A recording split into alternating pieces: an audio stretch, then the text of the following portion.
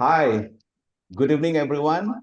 My name is Razi. Just in case you don't know who I am Program Quality Director of District 51. Welcome to the first webinar under the Contest Lead team. And the first webinar is about the briefing on the contest rules and the latest updates. Well, we're not going to waste that much time. Let us start this webinar with a welcome remark by our District Director, Distinguished Toastmaster Carmen. Over to you. Thank you, PQD Razi. Hi, good evening, everyone. It's good to see that our DVDs and ADs are joining this contest briefing. In fact, every year, the whole team, all the district officers are waiting for the contest rulebook. Every year we have a new rulebook, and each time there are certain criteria which will updated in that contest rulebooks. So our contest lead, Susan, she has compiled all the updates and changes and whatever new recommendations, and she has gone through with the PQ team as well as the advisors in order to make sure that the information passed down to our district officers, our DVDs and ADs are accurate so that you can support the club in organizing the contest for the term. So this session will be recorded as well. So stay tuned, and if you have any questions, feel free to ask Susan and Razi so that you are clear on what you are going to guide the club officers. So enjoy your evening. Thank you. Back to you, Razi. Thank you so much, Distinguished Toastmaster Carmen, our District Director. Ladies and gentlemen, I shall now welcome our contest lead for District 51, Distinguished Toastmaster Susan Wu. Over to you. Thank you, PQD. Good evening, everyone. Thank you for being here. Before we begin, I have a house rule. So this is a recorded session, and you are requested to mute your mic and to keep your video off. If you have any question, please hold till the end of this recording session. Thank you. Well, let's move on with this session of understanding the contest rules. Have you seen this contest rule book before? I'm sure you have, and if you have you read through it conscientiously? I doubt so, right? Because I experienced that myself. So in order to understand it better, we will go through it one by one. At the same time, we will also highlight on the latest changes. So this session is aimed to prepare area and division directors. Please note it's meant specifically for area and division directors for their role as speech contest resource. The keyword here is resource. So area directors and division directors, you will be the speech contest rule resource. Area and division directors are expected to know the general rules of speech contest and are expected to locate the tools they need to find answers. So what is your tool? Your tool is the contest rule book. That is your ultimate tool. Then the items are categorized and they are in 8 categories. We shall go through them one by one. So the first is speech contest policy. District, including areas and divisions, must conduct international speech contests. So the keyword here is must. The international speech contest must only be conducted in English. Currently, the other contest is evaluation contest. Now, the second point, there is a change where it says the district director shall recommend which contest to be conducted.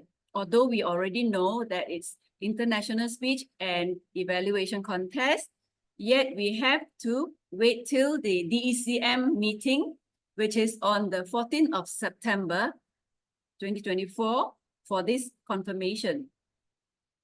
All district level speech contests are conducted only at the annual district conference, which is on the 27th April 2025. Please mark your calendar.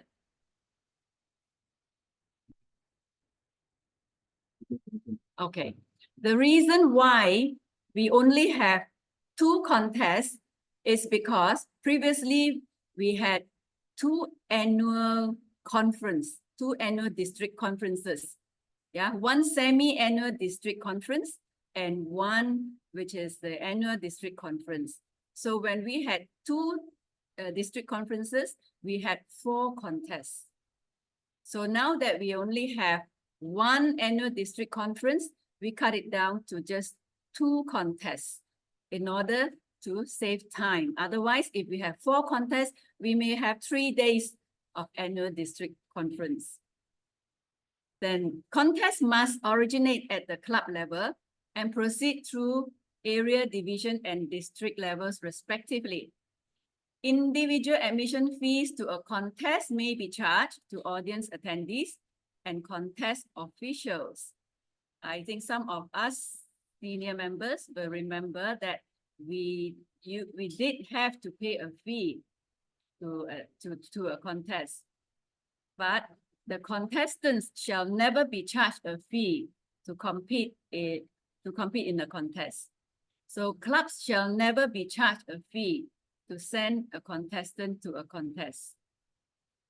I think it's lately we don't charge any contest fee ever since the lockdown. So then next we come to eligibility. There are 3 categories for eligibility. We start with the contestant.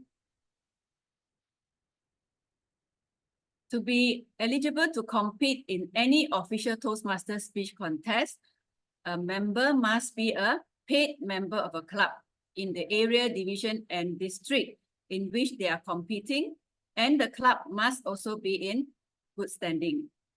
Eligibility must be maintained at all levels of any contest.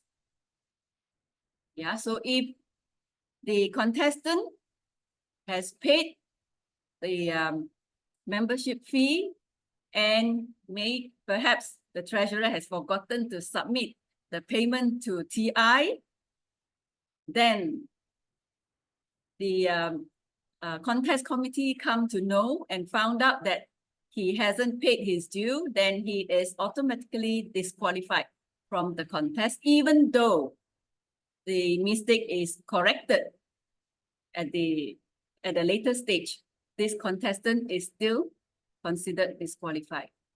So for international speech, contestants must have earned certificates of completion in levels 1 and 2 of any path in Pathways, or earn a distinguished Toastmaster award, with the exception of members from newly chartered club. So contestants must have completed level 1 and 2 of any path. So the following are ineligible to compete in any Toastmaster speech contest. District officers whose terms expire June 30th are the District Director, Program Quality Director, Club Growth Director, Admin Manager, Finance Manager, Public Relations Manager, Division Director, Area Director, Immediate Past District Director. Then next, candidates for district positions elected by District Council for the term beginning the upcoming July 1st. So candidates here means members who are already have their names down for as district leaders for the next term. Okay, or also have the intention of serving in the district, they are also ineligible. Members who are serving in contest official, who are serving as contest official or presenter roles, And Toastmasters can compete in more than one club, but not area level onwards. Next is eligibility for chief judge and other judges. To be a chief judge, voting judge, or tie-breaking judge at the Toastmasters speech contest, you must meet all eligibility requirements identified below. At a club contest, be a paid member. At an area, division, or district contest, be a paid member for a minimum of 6 months and have completed a minimum of 6 speech projects in the Competent Communication Manual or earn certificates of completion in levels 1 and 2 of any path in the Toastmasters Pathways Learning Experience, and be physically present at the contest for which you are serving. Then other contest officials. Other contest officials and evaluation contest test speaker must be paid members. And candidates for elected district leader positions for the term beginning the subsequent July 1st are ineligible to serve as contest official or as a test speaker at the area or division or district level.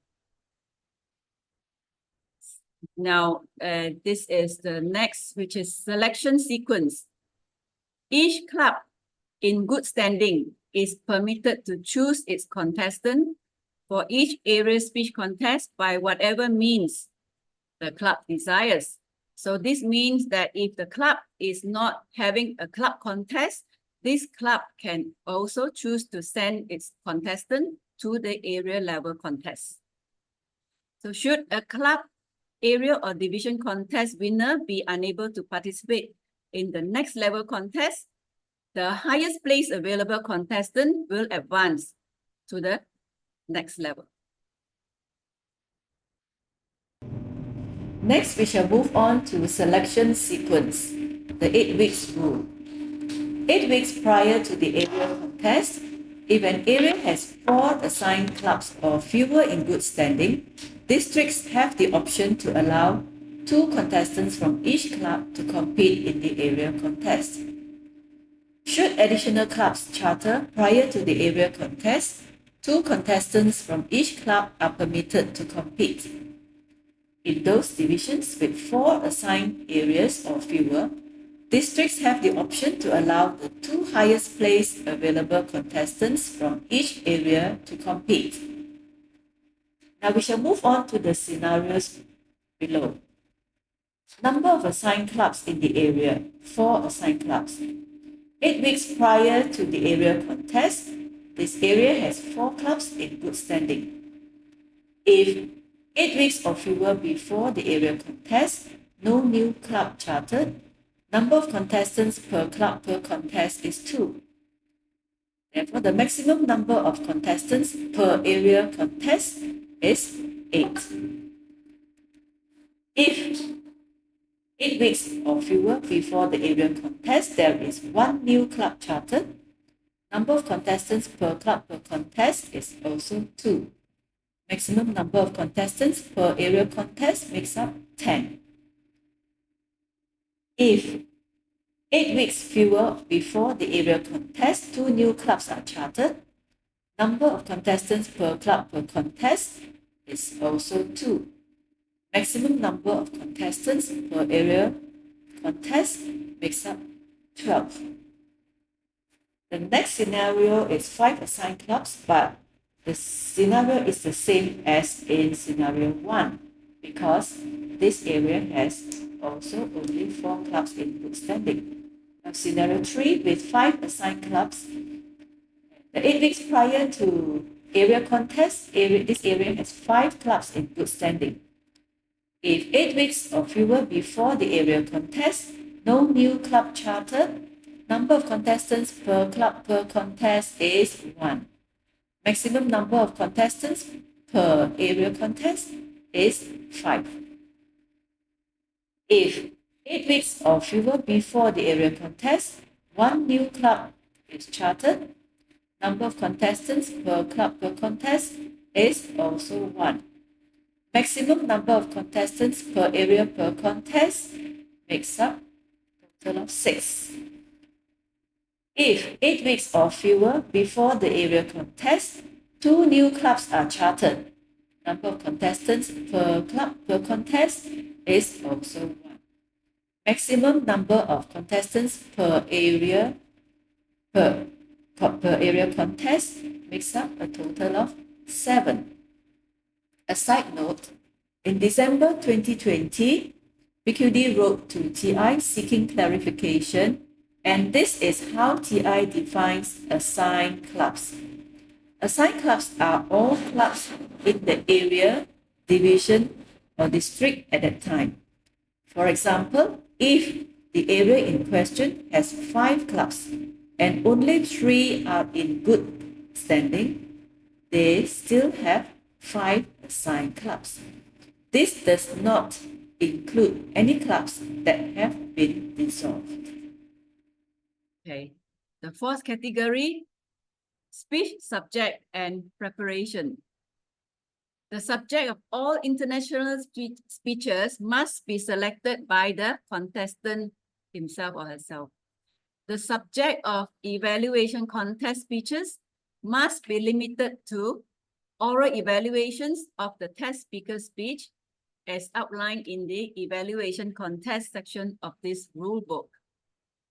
So contestants must create their own speeches, and each speech must be substantially original. So this next item A is very important. 25% or less of the speech may be devoted to quoting, paraphrasing, or referencing another person's content. This paraphrasing or referencing is allowed because it's under 25% or less. Or the other condition is the referencing is done not in the same contest, but referring to another contest. So any quoted, paraphrase, or reference content must so be identified during the speech presentation. We will come to another item, which is also referring to referencing another contestant. So contestants must not reference, this is the one. Contestants must not reference another contestant or a speech presented by another contestant during their speech at the same contest. So this is what I mean, at the same contest in which they are competing. Yes, so it means to say contestant can make reference to another contestant or another contestant's speech from another contest, but not at the same contest. At the same time, it must be 25% or less in the originality. All contestants will speak from the platform or area designated by the contest chair. All contestants, the chief judge, voting judges, and the tie-breaking judge will be advised of the speaking area before the contest begins. Okay, the next 3, you can see the black diamond there, and there are changes. A lectern or podium will be available. However, use of the lectern or podium is optional. If amplification is necessary, a lectern or podium, fixed mounted microphone, and a portable microphone must be made available. All equipment must be available for contestants to practice with prior to the contest. Contestants are responsible for arranging their preferred setup of the lectern or podium, microphone, and other equipment in a quiet manner before being introduced. So this can be done during the 1 minute of silence, and must be done discreetly.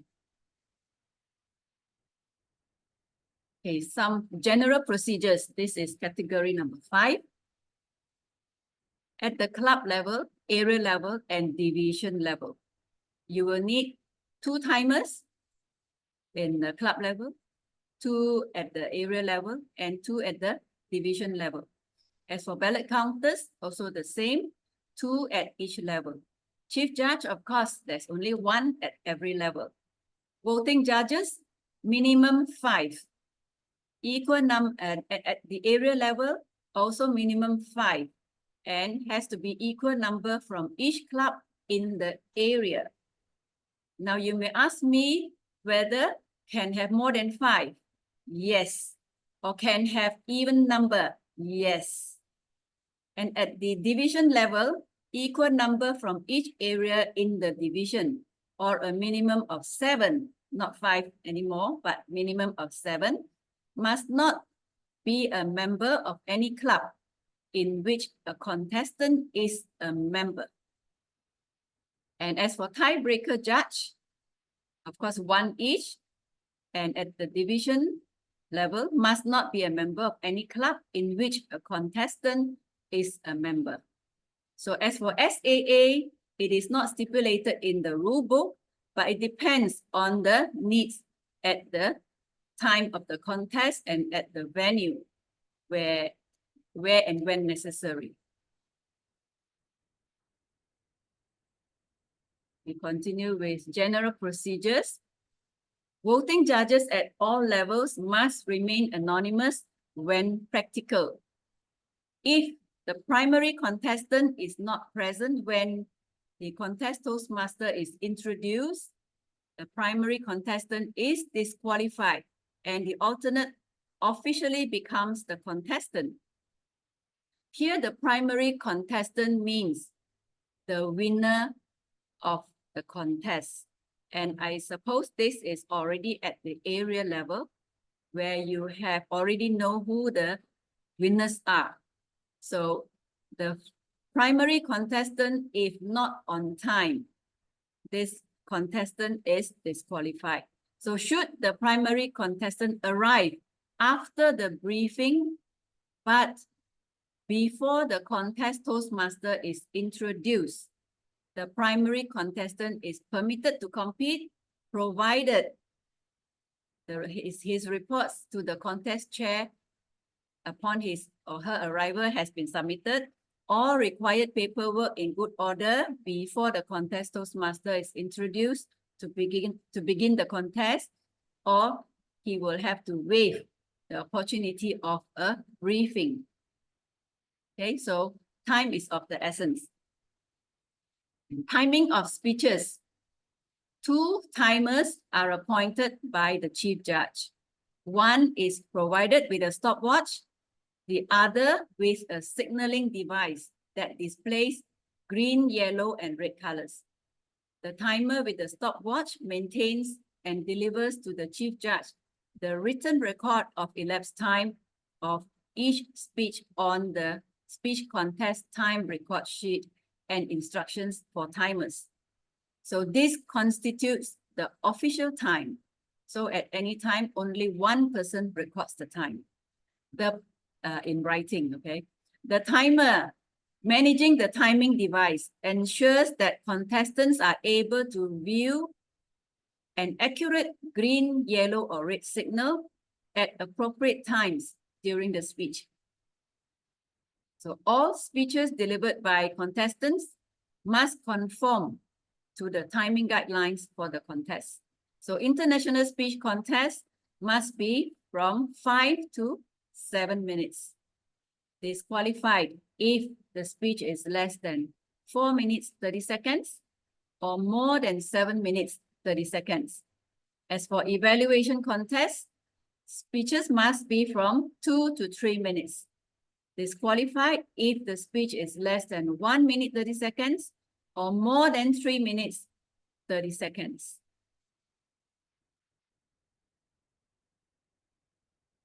Protests and disqualifications. Protests are limited to eligibility, originality, and reference to another contestant or another contestant's speech, and must only be lodged by voting judges and or contestants. Any protest must be lodged with the chief judge and or contest chair prior to the contest being adjourned. Please take note. The last sentence, any protest must be lodged with the chief judge and or contest chair prior to the contest being adjourned.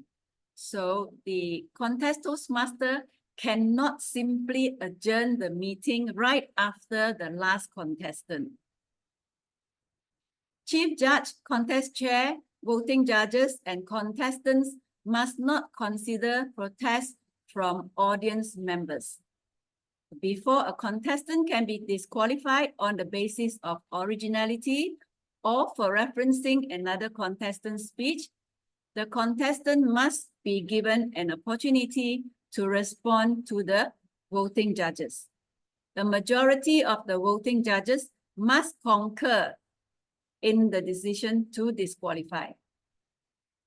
The contest chair can disqualify a contestant on the basis of eligibility. All decisions of the voting judges and qualifying judges are final.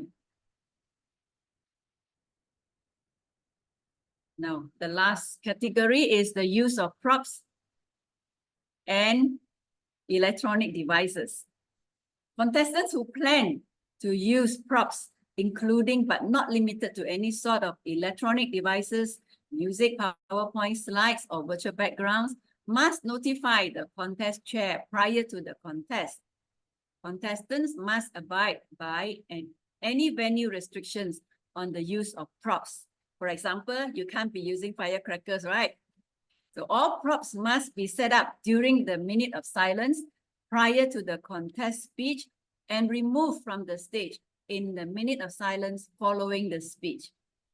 Contestants may enlist someone to help them with the props, but it is not the responsibility of the contest chair or any other contest official to do so.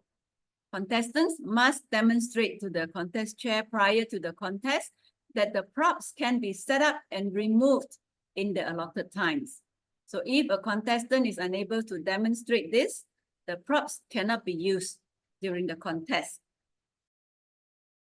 This is the end of the briefing session. I would like to take this opportunity to thank District Director, Distinguished Toastmaster Carmen Lu, and PQD Distinguished Toastmaster Razi for his support, and of course, to all of you for your attendance this evening.